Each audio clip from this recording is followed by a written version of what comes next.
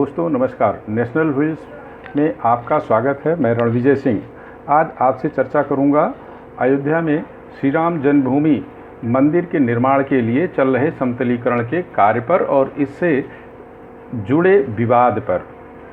11 मई से यहां पर समतलीकरण का काम किया जा रहा है। समतलीकरण के दौरान इस परिसर से आमलक, शिवलिंग, कलश, पाषाण के खंभे, देवी देवताओं की खंडित मूर्तियां, प्राचीन कुआं, चौखट आदि पुरातात्विक अवशेष प्राप्त हुए हैं।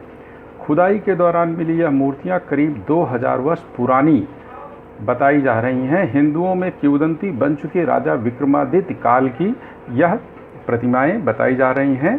इन्हीं लेकर यह दावा किया जा रहा है कि यह खंडित अवशेष इस बात के प्रमाण हैं कि इस स्थान पर बाबरी मस्जिद के पहले भव्य विशाल हिंदू मंदिर था।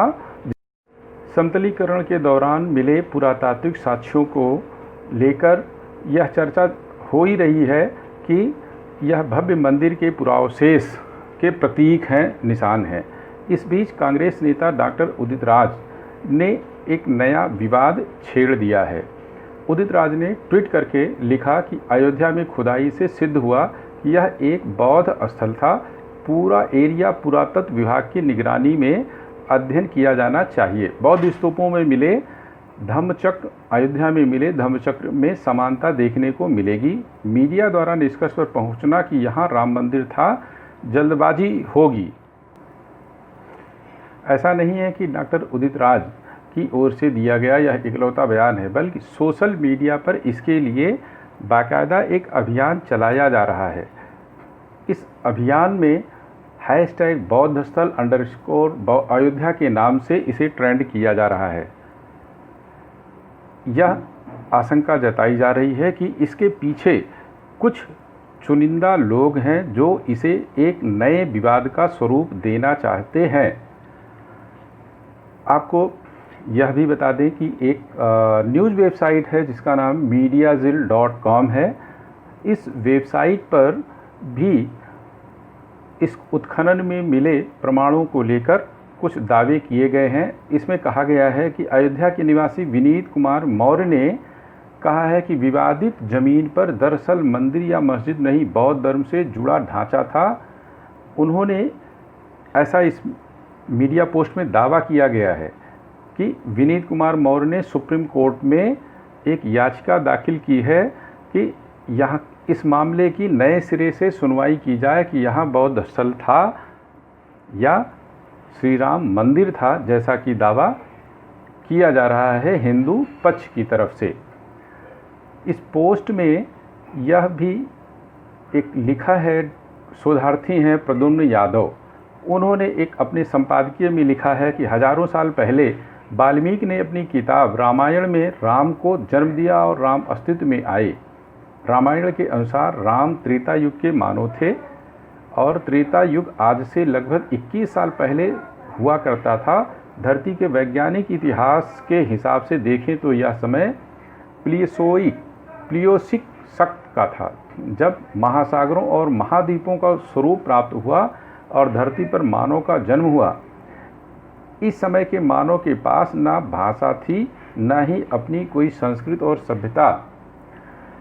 इस पूरे लेख में कई ऐसे आपत्तिजनक तर्क भी प्रस्तुत किए गए हैं जिनका जिक्र करना यहाँ उचित नहीं होगा, जो तमाम लोगों को नए विवादों के घेरे में ला सकते हैं।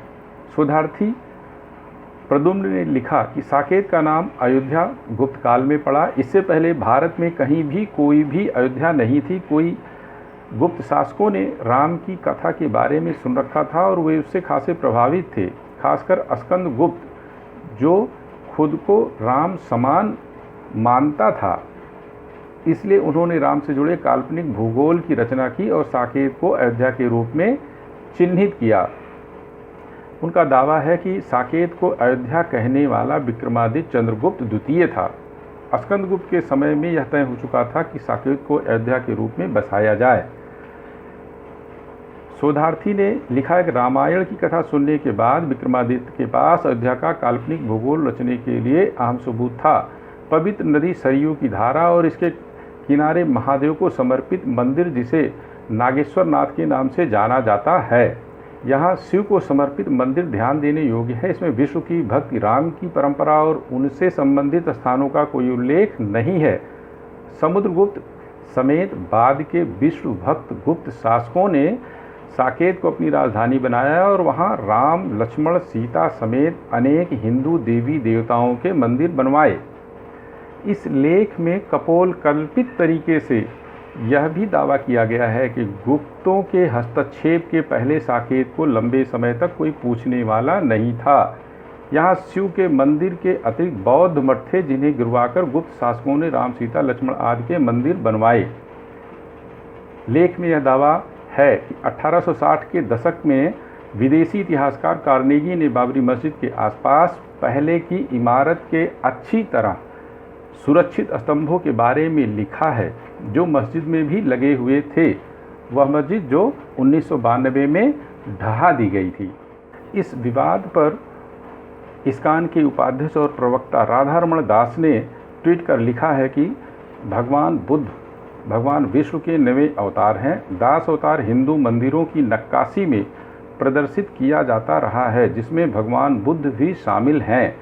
अब इस्लामो बोल्शेविकों के कब्र के बाद इतिहासकारों और पुरातत्वविदों ने प्रचारकों को उड़ा दिया। वे इस नए विवाद को उड़ा रहे हैं।